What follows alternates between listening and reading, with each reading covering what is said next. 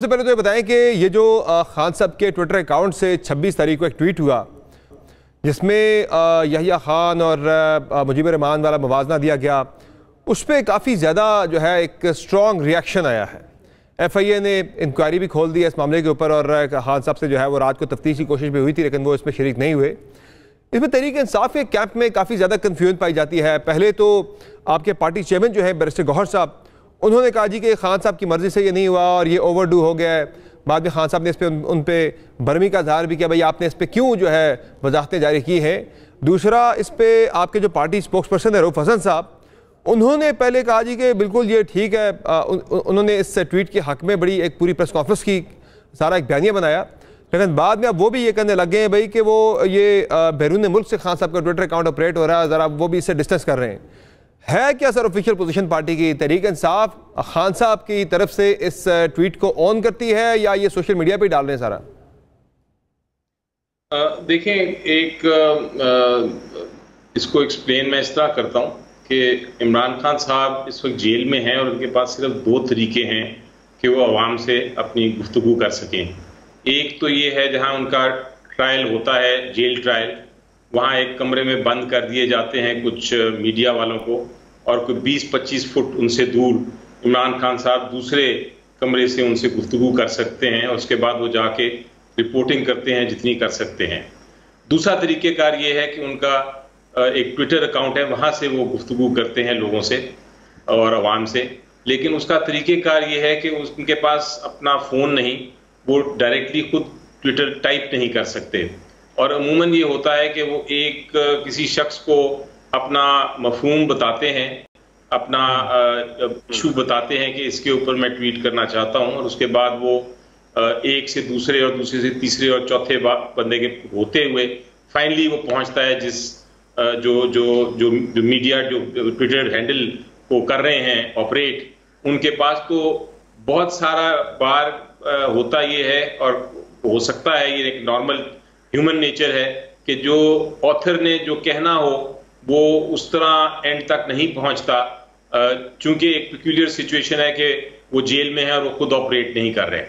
इसलिए जो पैगाम उन्होंने भेजना था या जो कहना था वो शायद इसी कॉरिडोर से होते हुए बाय द टाइम पहुंचा हो, वो पूरी तरह पेश ना हो सका हो और वो एक गलत तरीके से पेश हो गया हो।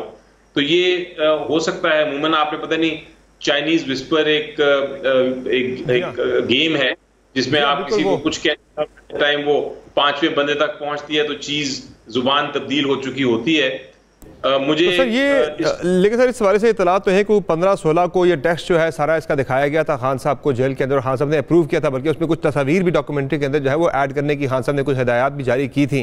और अभी तक आज जब हम बात कर रहे हैं ये पाकिस्तान तहरीक इंसाफ के बल्कि खान साहब के ऑफिशियल ट्विटर अकाउंट से ये पिन ट्वीट है, आज भी पिन हुआ हुआ ये ट्वीट, आज भी उससे इनके तहरीक इंसाफ ने अभी भी उससे जो है डिसऑन नहीं किया उस ट्वीट को अभी तक। अगर वो गलत है, उसमें चीज़ें जो आप कह रहे हैं कि भाई गलत चीज़ें चली गई, खान साहब ने कहा कुछ और आगे गलत जो है वो पैगाम जो मिस इंटरप्रेट हो गई चीज़ें, इसका इम्कान आप जाहिर कर रहे हैं, तो अभी भी आज तहरीक इंसाफ उसे ऑन कर रही है, वो खान साहब के अकाउंट से पिन ट्वीट है वो। देखिए, जहां तक तो ताल्लुक है कि अब उसको कौन ऑन कर रहा है और कौन नहीं कर रहा, वो तो जो मीडिया सेल है PTI का वो बताएगा और उसको करेगा। लेकिन मुझे इतना पता है कि ये ट्वीट कभी डिस्कस नहीं हुई किसी कोर कमेटी के लेवल पे। और दूसरी बात मुझे ये भी पता है कि इमरान खान साहब ने इसके बारे में, इस ट्वीट के बारे में मेरे साथ तो बात नहीं की, लेकिन एक जनरल बात जरूर की थी और उन्होंने ये कहा था कि उनके ख्याल से हर कौम जो है उसको अपनी माजी से सीखना चाहिए, क्योंकि अगर आपने अपना हाल देखना है, करंट इशू देखना है और मुस्तकबिल को संभालना है तो आपको अपनी माजी की गलतियों से सीखना चाहिए। और उन्होंने कई बार कहा है कि 1971 में जो कुछ हुआ वो हमारी गलतियां ही थी, कुछ बदनीयती भी थी और कुछ स्ट्रेटजी थी जो हमारे हरीफ या हमारे एनिमीज जो हैं, जो हमारे दुश्मन हैं, वो अपनी स्ट्रेटजीज कर रहे थे। तो ये इस किस्म की चीजें हमें दोहरानी नहीं चाहिए।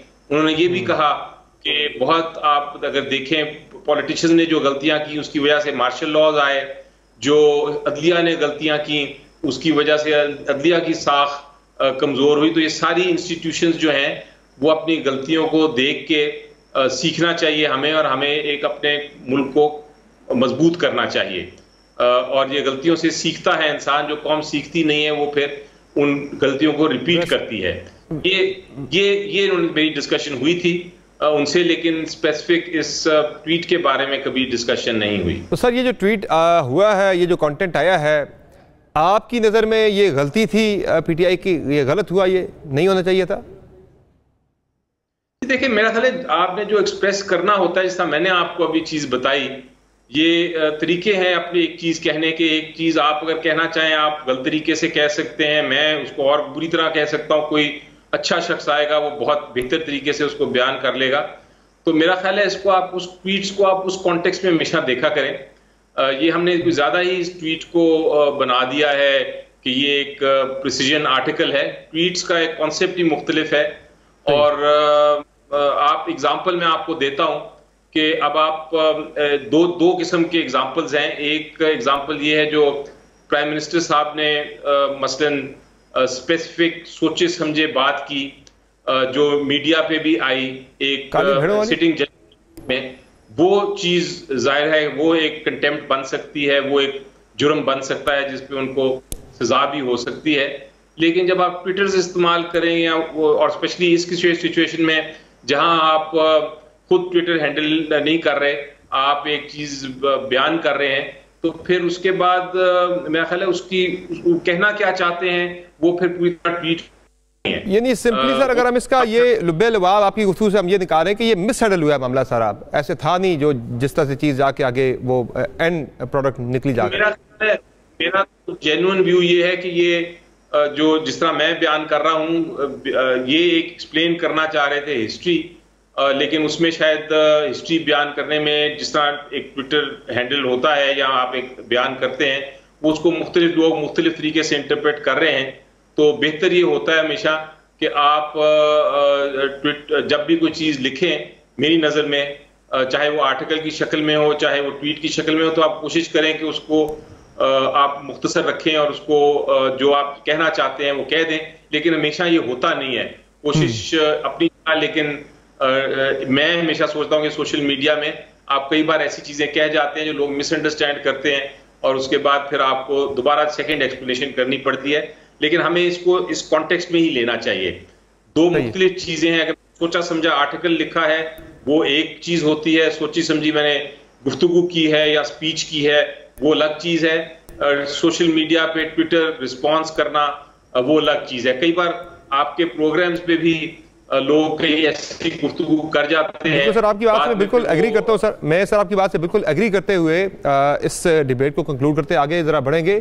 मेरा आखिरी सवाल सर आपसे ये इस कॉन्टेक्स्ट में पर्टिकुलर के अगर ये मिस हैंडलिंग भी हुई है, मिसकम्युनिकेट हुई है खान साहब का मैसेज जो है, तो ये पीटीआई की जो सोशल मीडिया टीम है उसे खान साहब के ट्विटर अकाउंट से हटा नहीं देना चाहिए? नहीं सर, हमारी सोशल मीडिया टीम की मैं जितनी भी तारीफ करूं वो कम है। मेरा ख्याल है कि पीटीआई को जो जिंदा रखा है और पीटीआई को जो जिस तरह का सपोर्ट दी है सोशल मीडिया टीम ने, उनको खराज तहसीन पेश करना चाहिए। आपने देखा कि इलेक्शन में सिंबल ले लिया सर, बड़ी अग्रेसिव उन्होंने कैंपेन चलाई। खान साहब ने बड़ी तारीफ की उनकी मुतअद्दिद मौके पे। पार्टी का जो इलेक्शन पूरा है वो लड़ाई आपकी सोशल मीडिया टीम ने। लेकिन सर इस पर्टिकुलर कॉन्टेक्स्ट में मैं बात कर रहा हूँ कि क्या उन्हें, जब आप कह रहे हैं मिसकम्युनिकेट हो गई चीज़, मैसेज जो है वो रॉन्गली मिसइंटरप्रेट हुआ, तो क्या ये ट्वीट अब हटा नहीं देनी चाहिए या वो रहनी चाहिए खान साहब के अकाउंट के ऊपर?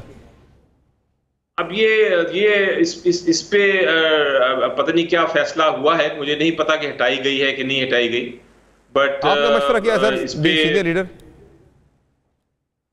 मेरा तो मशवरा यही होगा जी कि इसको क्लैरिफाई कर दें ताकि ये जो डिबेट चल रही है पिछले 3-4 दिन की वो अपने कंक्लूजन तक पहुंचे। और अगर इसको इसी तरह ऑन करना है तो इसी तरह ऑन करें, वरना उसको क्लैरिफाई करें जिस तरह आगे बाकी चीजों को क्लैरिफाई कर देते हैं। हर पार्टी कर सकती है, कोई हर चीज पत्थर पे तो नहीं लिखी, लकीर तो नहीं होती पत्थर पे लिखी गई हो। अब तो सर इस पे जरा एक इंक्वायरी शुरू हो चुकी है। खान साहब ने तफ्तीशी टीम के साथ नहीं मिले, वो उन्होंने कहा जी मेरा वकील होगा तो मैं मिलूंगा। उन्होंने इससे एब्सोल्युटली नॉनसेंस भी कहा सारी इस इंक्वायरी को भी। उनके ट्विटर हैंडल भी बंद होने का, सारे जो अकाउंट है वो भी सस्पेंड होने का कोई चांस आपको है? ऐसा खतरा कि ट्विटर अकाउंट उनका सस्पेंड हो जाए? सबसे पहले तो मैं आपको बताऊं कि ये मुझे हंसी भी आती है और परेशानी भी होती है जब मैं अपने ही पॉलिटिशियंस को सुनता हूं। और इस केस में भी मैंने सुना कि जी हम गद्दारी का मुकदमा चलाएंगे इस ट्वीट की वजह से। मुझे समझ नहीं आती कि लोग क्यों नहीं पढ़ते आइन को, क्यों नहीं पढ़ते कानून को। ये जो गद्दारी होती है ये बहुत बड़ा जुर्म है, इसके बड़े इंग्रेडिएंट्स हैं। हम इस तरह आम अल्फाज इस्तेमाल कर देते हैं, किसी ने कोई बोल दिया या कर दिया कि जी ये गद्दार है, इसके खिलाफ गद्दारी का मुकदमा चाहिए। तो जरा सोच समझ के हमें बातें करनी चाहिए। ये कोई ऐसा गद्दारी का जुर्म तो नहीं है कि आप जाके तो FIA उस पर इन्वेस्टिगेशन शुरू कर दे और उसको आप एक केस बना दें, क्रिमिनल केस बना दें। ये तो मजाक बन गया है हमारा।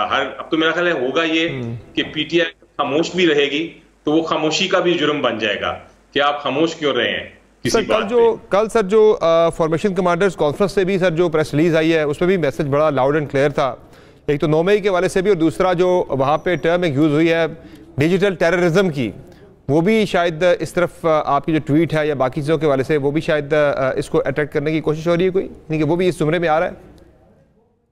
आपको क्या खर्चा इसका? डिजिटल टेररिज्म या जिसको आप कहते हैं कि बहुत सारे फ्रेजेस हैं और बहुत सारी चीजें हैं। लॉफेयर भी अपनी जगह है कि कानून के जरिए आप किसी के खिलाफ जंग लड़ें। इसी तरह आपका 5th जनरेशन वॉरफेयर है, जो ये सारे अच्छी टर्म्स हैं और इस पर हमें ख्याल रखना चाहिए कि हमारे दुश्मन जो हैं वो इसको इस्तेमाल कर सकते हैं सारी इस किस्म की इनोवेशंस को हमारे खिलाफ। और उसके लिए हमारी जो आर्म्ड फोर्सेस हैं वो बिल्कुल तैयार हैं और इंशाल्लाह वो उसका मुकाबला करेंगी और उन्होंने सेल्स भी बनाए हुए हैं। लेकिन ये होती हैं चीजें जो दुश्मनों के साथ आप करें और दुश्मनों के साथ मुकाबला करें, उसके लिए भी दुश्मन ट्राई करेगा कि हमें नुकसान पहुंचाए।